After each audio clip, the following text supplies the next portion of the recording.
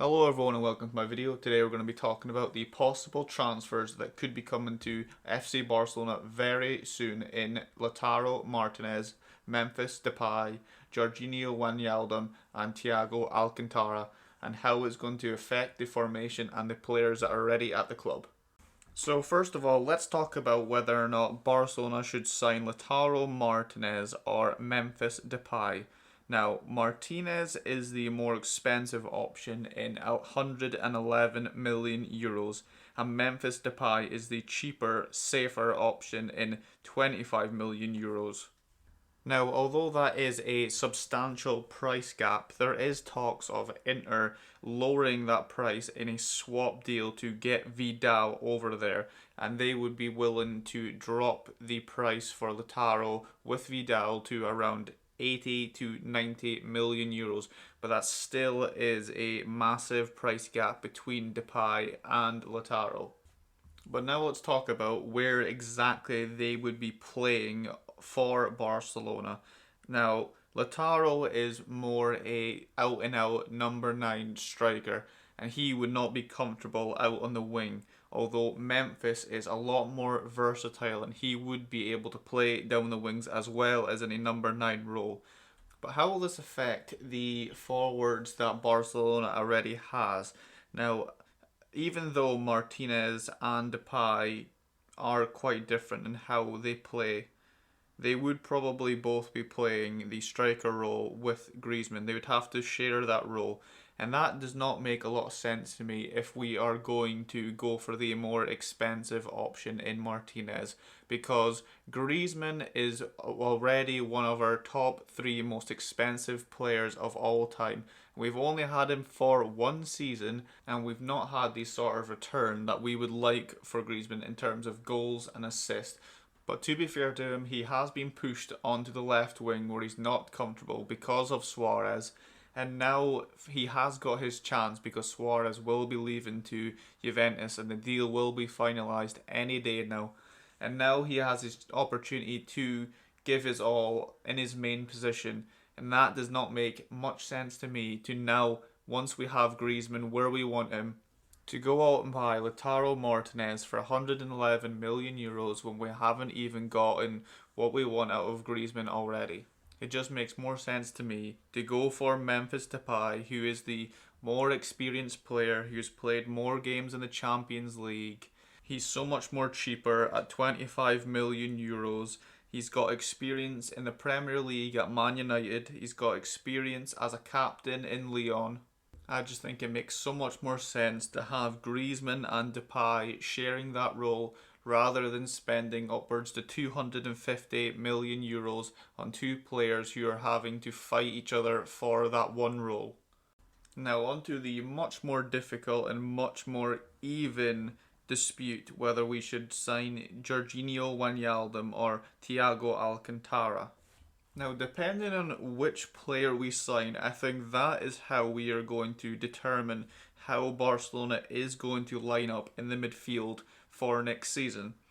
Because if we are to sign Wijnaldum, I think we will play in our traditional 4-3-3 attacking, with Wijnaldum playing the right attacking mid and Coutinho playing the left attacking mid, leaving either De Jong or Busquets in the central defensive midfield position. But on the flip side, if we are to sign Thiago Alcantara, I think we will still play a 4-3-3, but in a more defensive formation, putting De Jong on the left defensive mid where he's comfortable playing and has played for Ajax and the Netherlands, Thiago on the right defensive mid where he has played for Bayern and for Spain, and that puts Coutinho at the centre attacking midfield. Now to compare them, they both have very good experience at club level, both winning domestic cups, both winning domestic leagues and the Champions League. But the upper hand experience does go to Thiago with his national experience with Spain, with Wijnaldum not having any experience in any major tournaments with the Netherlands. But what is the asking price of both players? Now, Bayern has Thiago valued at around 30 million euros, and he is the more expensive player. But like we've said, he's the more experienced one when it comes to what he has won, and he is a former Barcelona player with Barcelona B and the senior team, so he would have the advantage again in that hand, coming through La Masia and understanding the Barcelona philosophy. But Wijnaldum is the cheaper option, with Barcelona reportedly valuing him around 16.7 million euros. But it has came out recently that Liverpool would not accept that offer, and I think it would be a low ball offer and would want upwards of at least 18 million euros. But if Barcelona is to go for Wijnaldum, I do not think that they should give any more than what they absolutely need to for Wijnaldum, because to my understanding, there's no other offers coming in for Wijnaldum to Liverpool, and he is in the last year of his contract, and recently he has been playing a more substitute role rather than one of the starting 11. And of course, Liverpool want as much money as they possibly can for him, because they are also interested in Thiago Alcantara, and they're going to use the money that they get for Wijnaldum to buy Thiago anyway. But if it wasn't obvious already, I do think that we should go for Thiago Alcantara. He is the more experienced option, and he is a former Barcelona player. I do think that we should go for Memphis Depay. He's the, again, safer, cheaper and more experienced option. And with the player wages money that we will be saving when we do finally sell Suarez, Vidal and possibly Umtiti, as well as the wages we have saved and the money we did get from Ivan Rakitic. And with that money, I do think we would be able to buy one right back, because if we were to sign Lautaro Martinez, who was apparently Barcelona's top priority, he would be 111 million euros. So with Thiago Alcantara being 30 million euros and Memphis Depay 25 million euros, with all the player wages that we will be saving, we would be able, in theory, to afford a right back. Because in my opinion, I think we are desperately in need of another right back, because Nelson Semedo should never be allowed to wear a Barcelona shirt again after that performance against Bayern Munich. I think he did show that he is just not cut out for the elite level football. And just to add to that as well, Barcelona have came out and said if the right offer does come out for Nelson Semedo, that they would sell him if the right offer was to come in. So we would need to fill that position, because Sergi Roberto is just not cut out for the big leagues when it comes to filling that position. Yeah, he may be able to do it if our main right back was injured, but not in the Champions League, not in the latter stages of the Copa del Rey, and I just don't think if we absolutely needed to win a game that we could count on him. Now, with that being said, I do think that we should buy either Mukalele or Klosterman from RB Leipzig. I would prefer Klosterman to Mukalele if I had the choice, but he is the more experienced, more expensive option. But I do think we would be able to afford him. And if we were to do a deal with RB Leipzig, that could open the door to potentially, maybe, in an ideal dream scenario, buying Upamecano also. But that is very far-fetched, and that would be a dream come true if we were to sign Klosterman, Upamecano, Thiago and Memphis Depay. But here's how I think that we should line up next season, with, of course, Ter Stegen in goals, but even though he won't be starting the season in goals because of his injury, Cillessen will be there for the first month or two. And then in the right back position, I think, like I've said, either Klosterman or Mukalele. And then to a more difficult one in Gerard Piqué or Jean-Claire Todibo. Now, I think this one depends on whether Piqué is fully fit and if Todibo is even going to stay at the club, because there has been a lot of rumours over the past 6 months that he will be leaving the club, and the club do want to get a transfer fee for him. But like I said, Upamecano, if we were to sell Todibo, then maybe that could open the door for potentially buying him as well. But then on the left centre back, of course, Longley.